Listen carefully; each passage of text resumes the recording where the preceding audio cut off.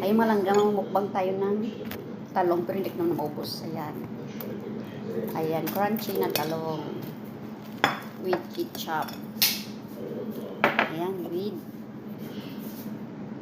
Hinati ng nanay ko. Ayan. So, ito yung talong. Ito ay isang talong lang to. Ganito siya. Hinati ko kasi malaki. So, bali dalawang talong to. Yan, ganun siya. Malaki pa lang dito sa case. Oh, ayan. So, yung kakainin ko, siyempre half lang. Half lang yung kakainin ko. Ayan lang siya, half lang. With ketchup and 7-Up. Always ako, kasi kakaluto ko lang din. Tatlong talong niluto ko, yung isa doon. Para sa kaaway ko. Crunchy siya.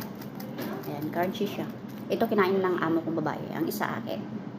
So, ito yung kakainin ko. Itira ko to. Hanggang bukas. Diba? So, ayan naman lang. Kakain tayo. So, ganito kumain. Oh, diba? Tapos ito yung ketchup.